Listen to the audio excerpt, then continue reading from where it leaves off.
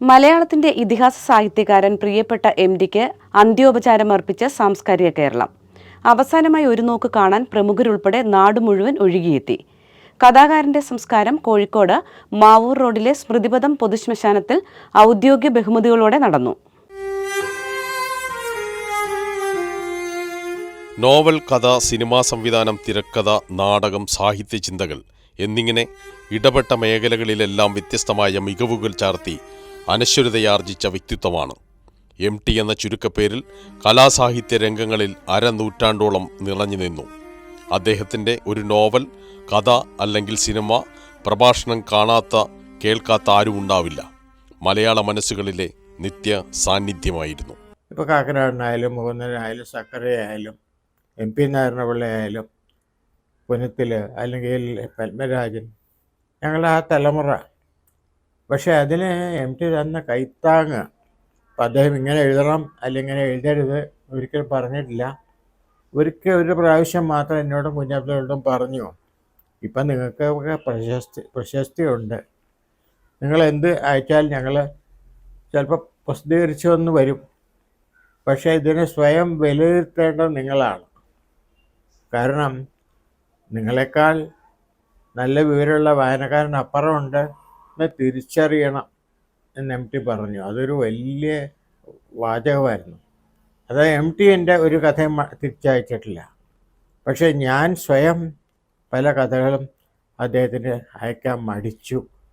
കാരണം വിലയിരുത്തൽ ആദ്യം നടത്തേണ്ടത് എഴുത്തുകാരനാണെന്ന് വ്യക്തമായിട്ട് പറയുകയായിരുന്നു അദ്ദേഹം.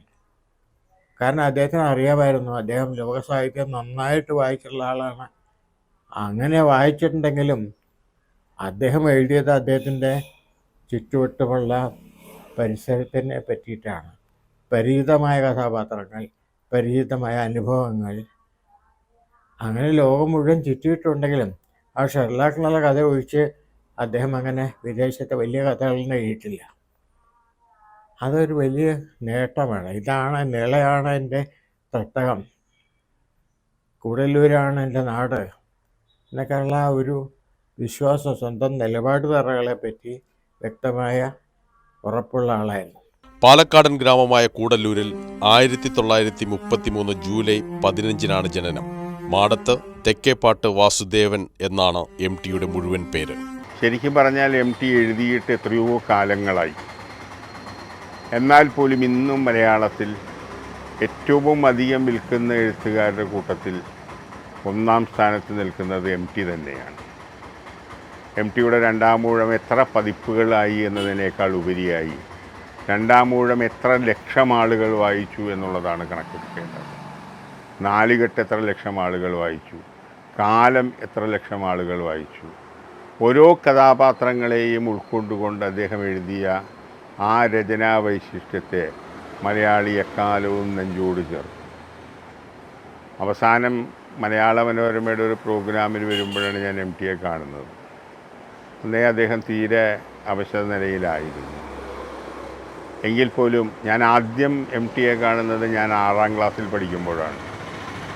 അന്ന് ഞാൻ മാതൃഭൂമി കോഴിക്കോട് ഓഫീസിൽ എൻ്റെ അച്ഛൻ്റെ കൂടെ പോകുമ്പോഴാണ് എം.ടിയെ കാണുന്നത്. അന്ന് എം.ടി ഞങ്ങൾക്ക് പ്രസിദ്ധീകരിക്കാനായിട്ട് നിഴലാട്ടം എന്ന് പറയുന്ന സ്ക്രീൻ പ്ലേ തന്നിരുന്നു. നിഴലാട്ടം എന്ന പുസ്തകം ആ കാലത്ത് വളരെയധികം ശ്രദ്ധിക്കപ്പെട്ട തിരക്കഥകളിലൊന്നായിരുന്നു. എം.ടിയുടെ എല്ലാ പുസ്തകങ്ങളും, എം.ടിയുടെ തിരക്കഥകൾ, നമ്മൾ പറഞ്ഞു കേൾക്കുന്നത് എം.ടിയുടെ ഒരു തിരക്കഥ കിട്ടിയാൽ പിന്നെ ഒരു ക്യാമറാമാൻ മാത്രം മതി സിനിമ പിടിക്കാൻ എന്നുള്ളതാണ്. അത്തരത്തിലുള്ള ഒരു മഹാപ്രതിഭയായിരുന്നു കാലയവനികയ്ക്കുള്ളിൽ ഇന്നലെ മറഞ്ഞുപോയത്. അത് കാലത്തിൻ്റെ ഒരു നീതിയാണ്. 92 വയസ്സുവരെ അദ്ദേഹം സജീവമായി, ധീരമായി എല്ലാ കാര്യങ്ങളിലും ഇടപെട്ടു. വളരെ വളരെ വളരെ കുറച്ചു മാത്രമേ സംസാരിക്കുകയുള്ളൂ എങ്കിൽ പോലും ആ സംസാരിക്കുന്ന കാര്യങ്ങൾക്ക് വലിയ മുഴക്കമുണ്ടായിരുന്നു. എം.ടി ഒരു വാക്ക് പറഞ്ഞാൽ ആ വാക്കിൻ്റെ പ്രകമ്പനം വളരെ വലുതായിരുന്നു. മലയാളം ഉള്ളയിടത്തോളം കാലം എം.ടി. വാസുദേവൻ നായർ എന്ന മഹാപുരുഷൻ സ്മരിക്കപ്പെടും. രാജ്യത്തെ ഉന്നത സാഹിത്യ ബഹുമതിയായ ജ്ഞാനപീഠം പുരസ്കാരം, പത്മഭൂഷൺ പുരസ്കാരം, കേരള സർക്കാരിന്റെ പരമോന്നത പുരസ്കാരമായ കേരള ജ്യോതി, ദേശാഭിമാനി സാഹിത്യ പുരസ്കാരം, ജെ.സി. ദാനിയൽ പുരസ്കാരം എഴുത്തച്ഛൻ പുരസ്കാരങ്ങൾ തുടങ്ങി 200-ലധികം ബഹുമതികൾ ലഭിച്ചിട്ടുണ്ട്. കേന്ദ്ര സാഹിത്യ അക്കാദമി അവാർഡുകൾ നേടിയ എം.ടിക്ക് ചെറുകഥയ്ക്കും നോവലിനും നാടകത്തിനും കേരള സാഹിത്യ അക്കാദമി അവാർഡ് ലഭിച്ചു. ഇത്തരത്തിൽ ഒരേ പുരസ്കാരം ലഭിച്ച ഏക മലയാളി സാഹിത്യകാരൻ എന്ന ഖ്യാതിയും എം.ടിക്ക് സ്വന്തം. കേരളത്തിന്റെ മലയാളികളുടെ സമൂഹ മനസ്സിനെ തൻ്റെ എഴുത്തുകളിലൂടെ അടയാളപ്പെടുത്തിയ എം.ടി. വാസുദേവൻ നായർ ഭാഷയ്ക്കും സാഹിത്യത്തിനും നൽകിയ സേവനങ്ങൾ എക്കാലത്തും ഓർമ്മിക്കപ്പെടും. മരണം പിറവി പോലെ തന്നെ ജീവിതത്തിലൊരു പ്രധാന ചടങ്ങാണ്, ആഘോഷമാണെന്ന് പറഞ്ഞ ഇതിഹാസകാരനാണ് രണ്ടാം ഊഴമില്ലാത്തൊരു ജീവിതത്തിൽ നിന്നും വിടവാങ്ങിയിരിക്കുന്നത്. മഹാസാഹിത്യകാരന് ആദരവോടെ പ്രണാമം. വാസുവേട്ടൻ്റെ രചനകളിൽ ഏറ്റവും കൂടുതൽ മരണത്തെക്കുറിച്ചുള്ള ഒരുപാട് സങ്കല്പങ്ങളും എഴുത്തുകളും ഉണ്ടായിട്ടുണ്ട്.